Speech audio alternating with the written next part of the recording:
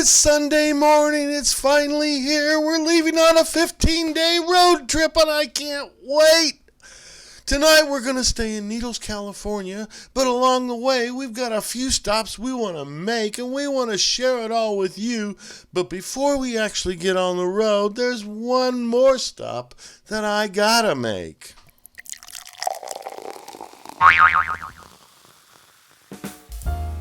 "15 days? Where the heck are you going?" Where are we going? Well, let me tell you. We're going to the Big D, to D-Town, to 214, the home of the Cowboys. That place that made Roger Staubach and Emmitt Smith so daggum famous. That place that bows their heads every single day to pay homage to Mr. Tom Landry. The place that has the best barbecue you ever had. Of course, you know I'm talking about Dallas. Dallas, Texas, which also happens to be home to one of our 3 amazing grandchildren. So we're going to spend a few days there visiting with him. I suppose we'll visit with his parents as well, but they don't really care. I'm just kidding. We could just hop on an airplane or just hop on the interstate to get there really fast, but that's not who we are. There are so many amazing things to see along the way, and we want to see as much as possible. How are you going to go about seeing all those sights? Well, I'll tell you. We're going to be spending most of our time getting our kicks on Route 66. We'll do some wandering from the Mother Road, but you're going to have to stick around to see where we go from there. Well, since you live so close to Santa Monica, are you going to start at the official end of Route 66? Heck no! We don't want to subject ourselves to LA traffic all day long just so we want to go home after the first day. Heck no! Nah, we started our day right here with what you're seeing now.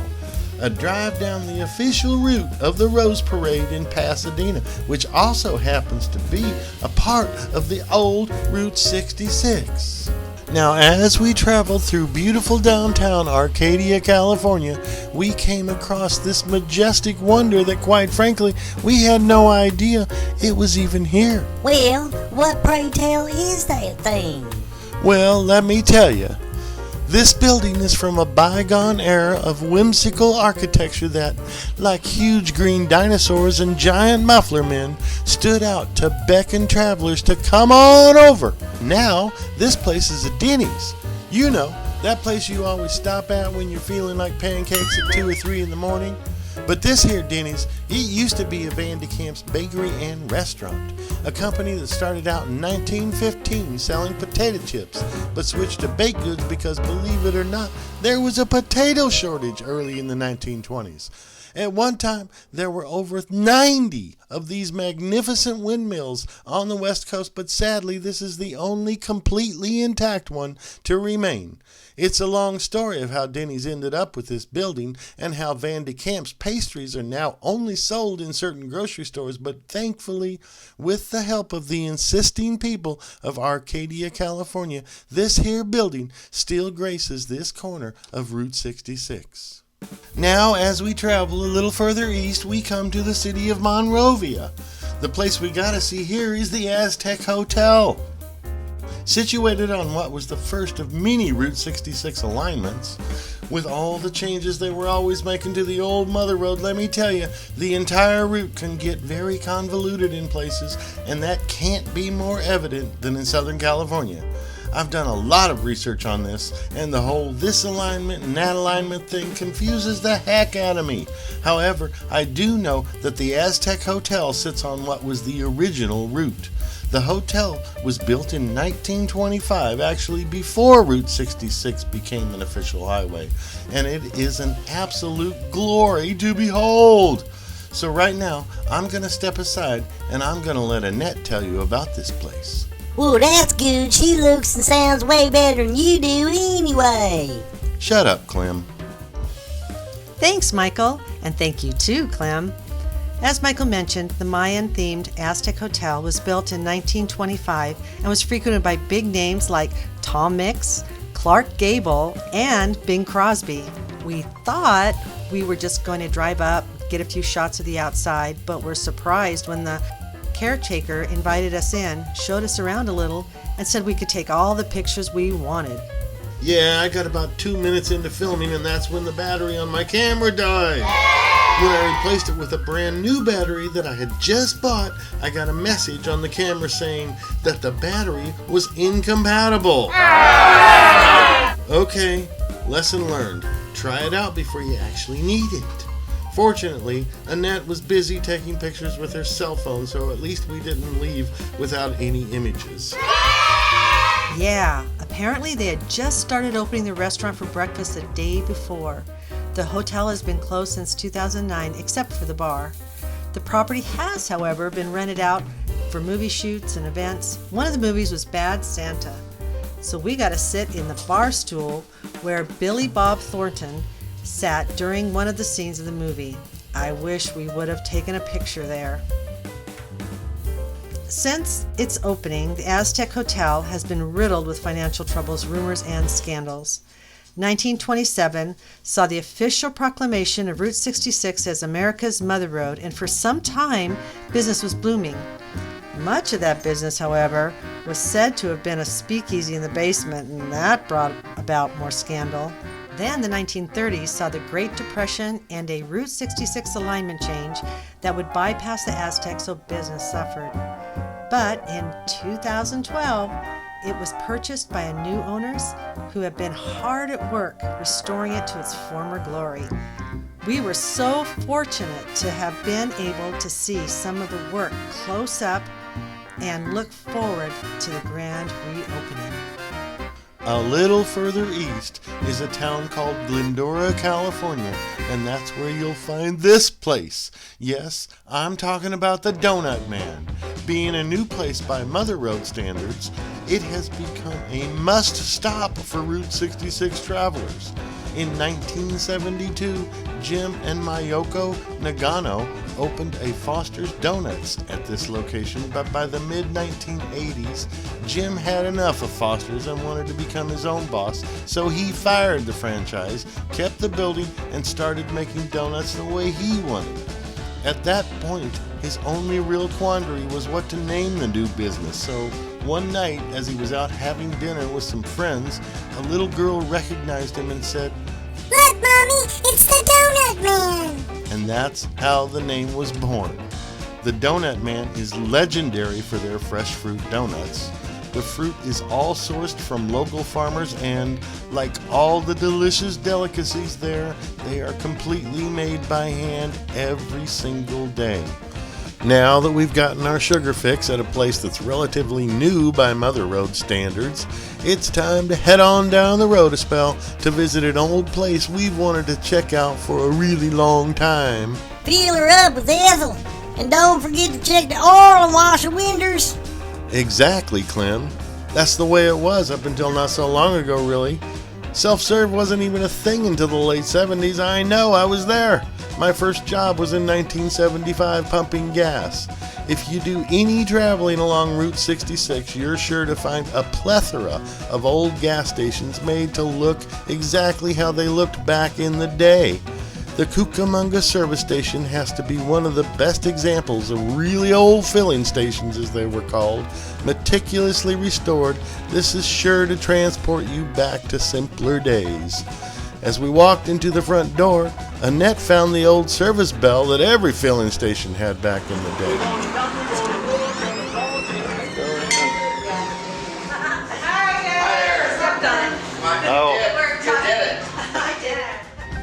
Yeah, that was our volunteer Bill, one of the many really nice people that we met along the way.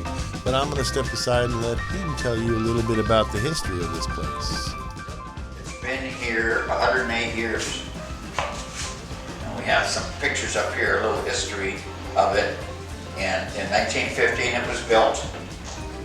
And its heyday was in the 20s and the 30s.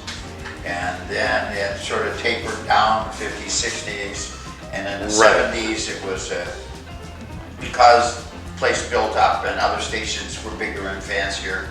And see, we only have from that fence to that fence wide and this deep, so we didn't have very much property here. And that building was there. That building is for as long as here, as long as we are here. So We got this thing in 2013, and in 2 years built it up so that we had a big party on it with it. It's 100 years old in 2015.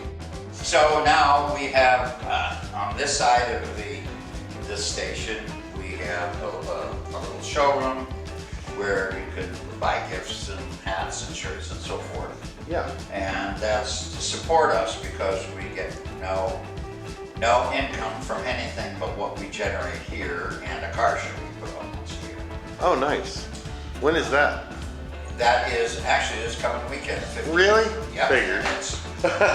And it's down at the Sycamore Inn, which is down. Oh, yeah. Yeah. Oh, we were going to stop to And we're going to stop there. Stop Yeah. there. We're going to backtrack a little. The back part, we have some cabinets filled with things that were from here, or really? things that people brought to us and said, this came from a station like yours. Yeah. Would you like to have it? So we accept those kind of donations. There's all kind of tools and things like that. On the other cabinet, we have things that were memorabilia from Richfield. Things they gave away when you bought gas here. Right. And then on the wall, we have a picture. They were going through some old files and found receipts from a guy named Bob Alexander in 1938. And it shows gas in 1938 was $1.85 for 10 gallons.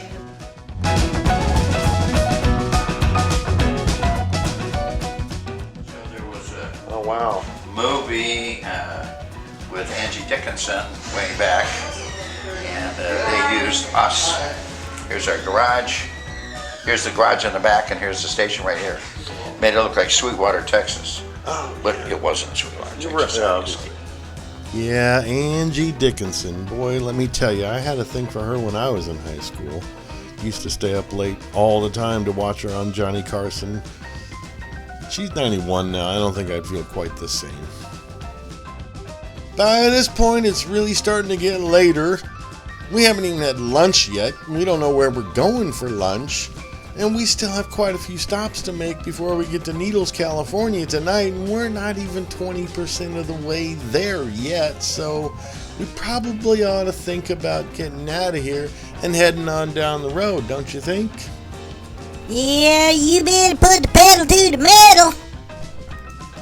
Real quick before we go, though, here's an old picture of that garage that's still out back and it's being restored as we speak. It'll be open later this year. There were 2 more stops we wanted to make while we were in Rancho Cucamonga, but both of them were closed, but we still wanted to drive by and take a look because we heard so much about these places. Those 2 places were the Magic Lamp and the Sycamore Inn. Both of these restaurants we heard are really super nice and they have a ton of history.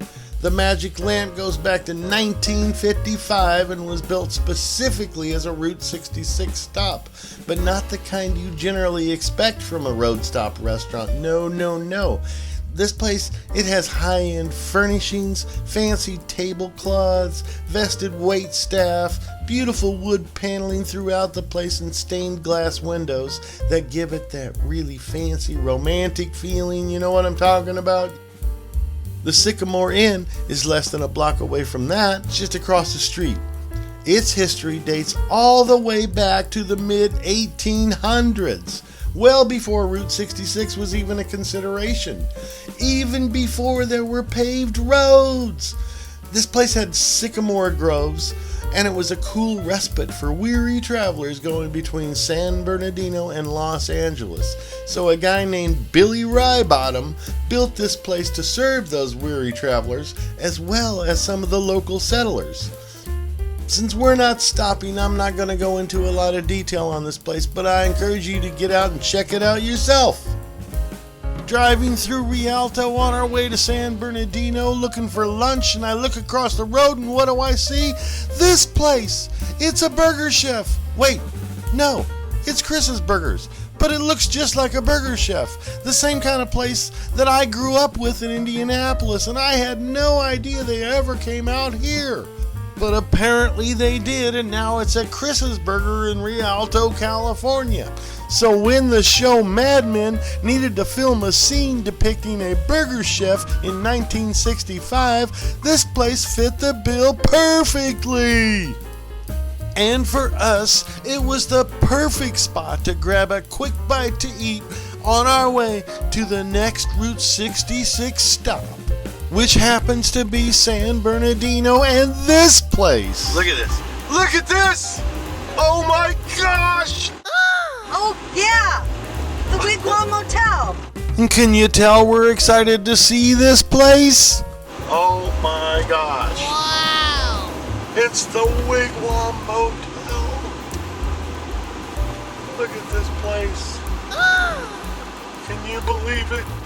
Yeah, we've been here before, but still, this place is so super cool and we would love to stay here, but it just doesn't fit in with our travel plans. If we stayed at every place we thought was super cool, we would never get anywhere. Heck, if we ate at every place that we thought was super cool, we'd be super freaking fat. Yeah, but you're already fat. Oh, knock it off, Clem. Just enjoy the scenery, man. We're riding through history. This was one of 7 wigwam motels built all over the country during the 1930s and 1940s. Now only 3 remain. This one, the one in Holbrook, Arizona, which we're going to see in a few days, and one in a place called Horse Cave, Kentucky. And they're all on the National Registry of Historic Places. If you have a Route 66 passbook, and if you don't, why not? This also happens to be one of the stops to get your passbook stamped. Since this is actually the place we bought our passbook and got it stamped the last time we were here, we're just going to keep on rolling so as we can make our way to the next stop in Victorville, California. During a day trip to the desert during the summer of 2017, we visited the California Route 66 Museum and Visitor Center, and wow, what a blast! A blast to the past, that is. So we really wanted to visit again, but when we arrived at the museum at just after 3 o'clock... Hey, this place is closed! Well, that there's a bummer. Yeah, that's the problem with road trips sometimes. Opening hours don't always correspond with the times you're able to travel, and sometimes you're just gonna have to make concessions. But for the sake of this video, these are a few of the snapshots we took the last time we were here.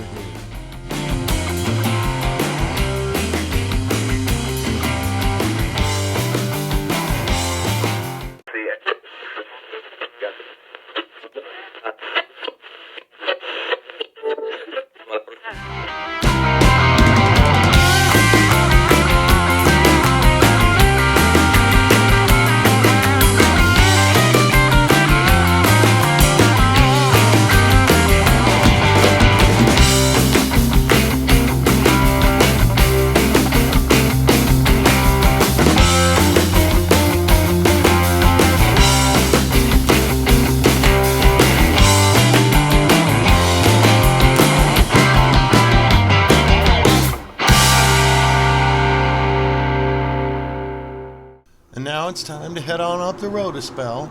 Just a few miles up the road, we passed right on through the town of Oro Grande, which is worth a stop. We just wanted to keep moving at this point. And we come to this amazing place, Elmer's Bottle Tree Ranch. Out here in what seems like the middle of nowhere, a literal forest of bottle trees and tons of other various folk art sculptures appears and practically screams at passersby to come on over and take a look. Such cool things here. Did you see the sign over here? Sidewinder well, Stoddard well. That's cool. Yeah. Having those passerbys coming over to roam the forest was exactly the reaction Elmer was looking for when he started constructing this forest. When Elmer was just a young boy, he would go camping with his father in the desert. They would find old abandoned mines where strewn all around would be old bottles the miners had left behind. It was Elmer's dad who was the OG collector. In fact, when Elmer's dad was getting up there in age, he started giving away his collection. When Elmer found out about it, he said, "Dad, stop giving those away. I want them."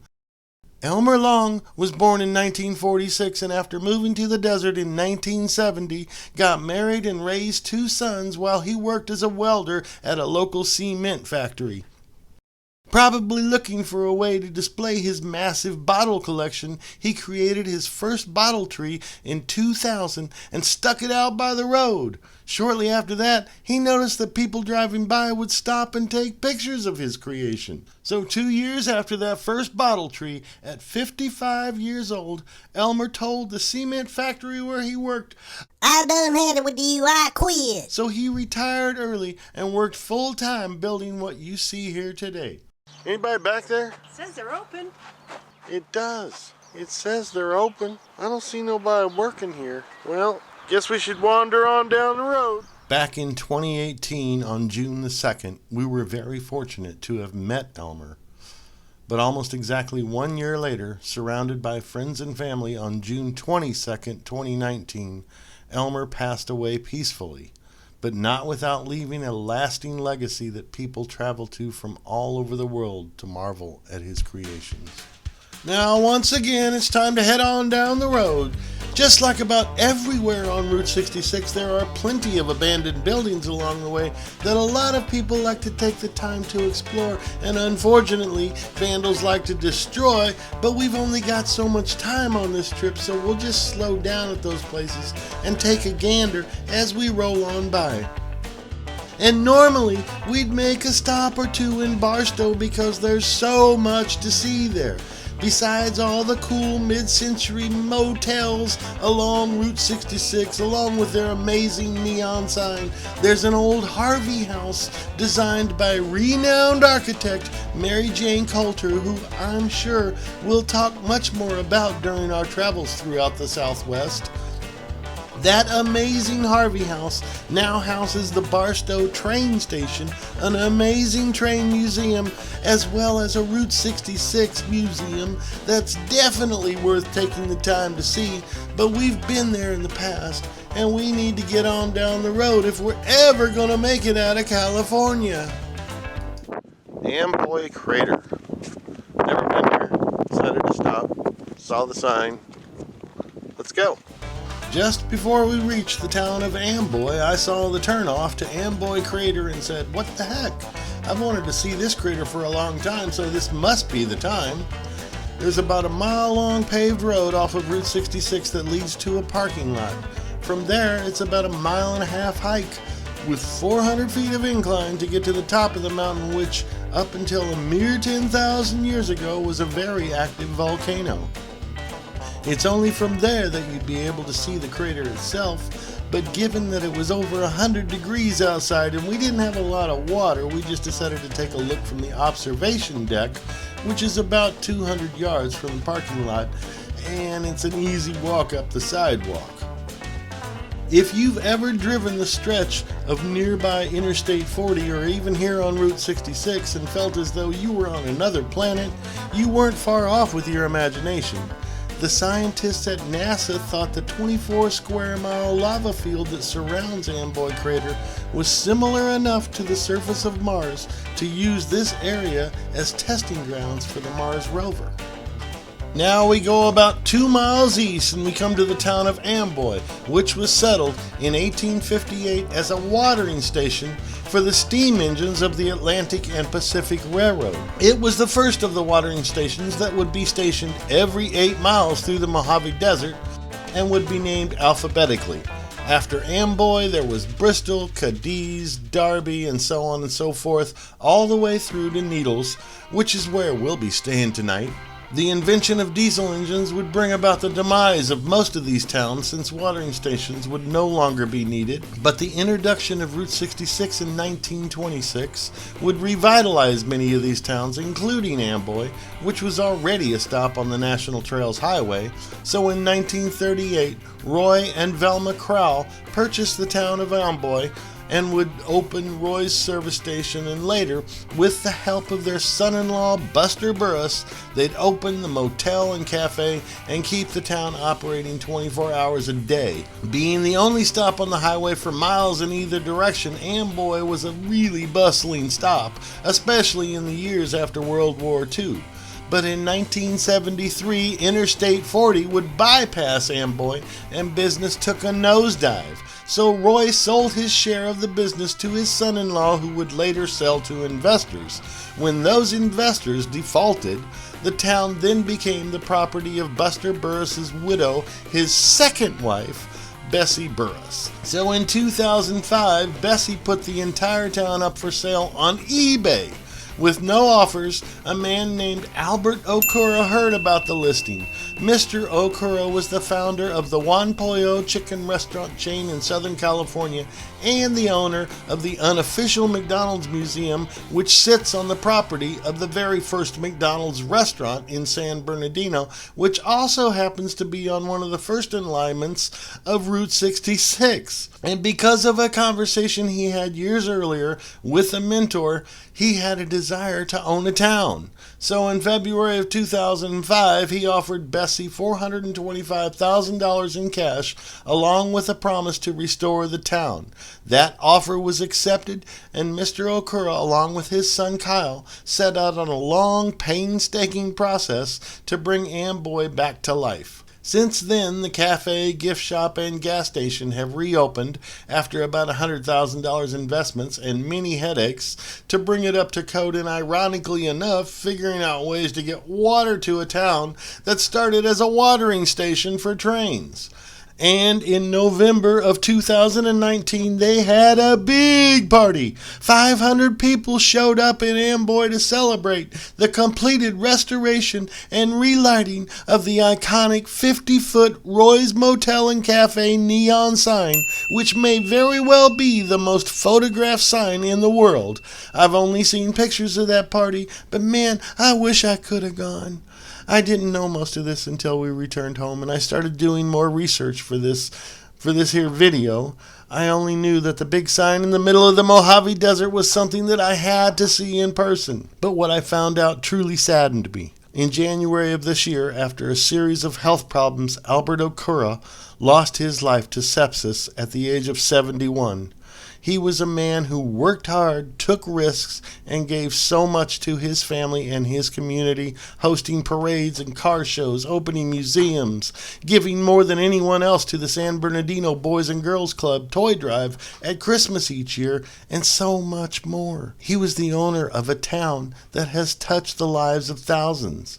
In his book, The Chicken Man with a 50-Year Plan, it's a great read and one that I'd recommend to anyone interested in his life or thinking of opening a business. As sad as I am about his passing, I am very encouraged to know that Mr. Okura's son Kyle seemingly has the same passion and will continue to resurrect the town of Amboy on Route 66, just like his dad would have liked. Well, we finally made it to our last stop in California, the city of Needles. And although there's a lot to see here, we're not going to see much on this trip. It's late, and we want to leave pretty early to make our way to Flagstaff, so we're going to miss touring what used to be another great Harvey House hotel. And we also won't get to see Carty's Camp, you know, that place that was made famous in the movie The Grapes of Wrath. But I guess that just gives us at least a couple of reasons we're just going to need to come back. For now, though, before we check into our room, we're going to head on over to the world-famous Wagon Wheel restaurant for dinner. The Wagon Wheel was originally built in 1955 as Lynn's Broiler before it became the Wagon Wheel restaurant in 1973.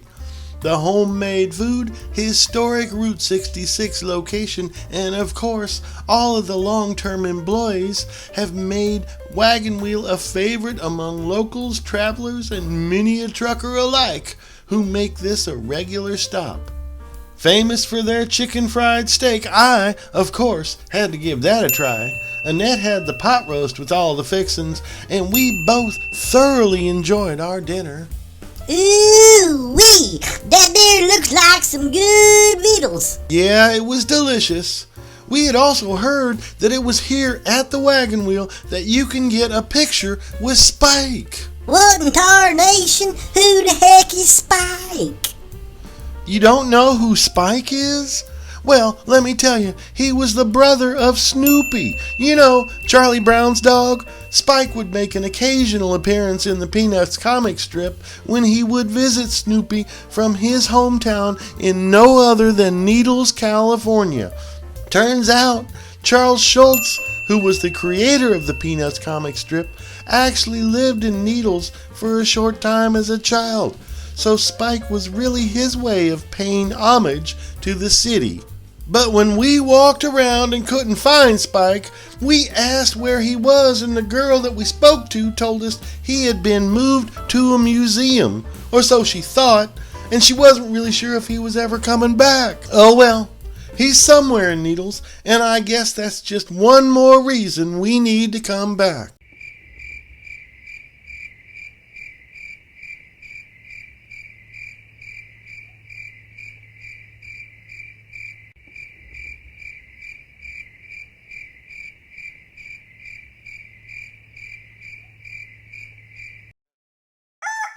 Well, now that we've had a good night's sleep, we're going to have to get us some breakfast. So where do we decide to go? Well, the Wagon Wheel, of course. I mean, we liked it so much, and breakfast is really our favorite meal out.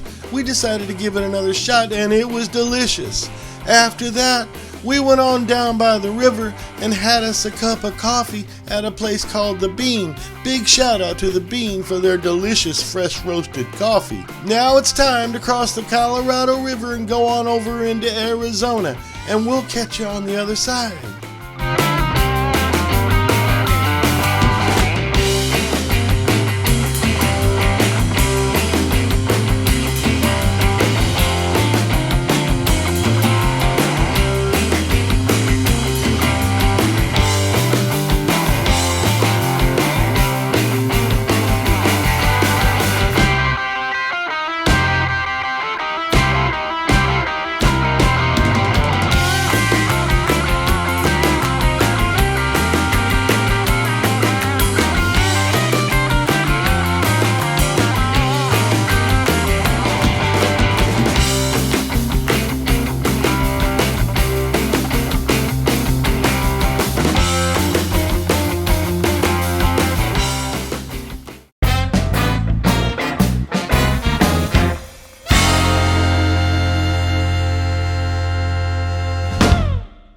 Y'all be sure to hit that thumbs up button, okay?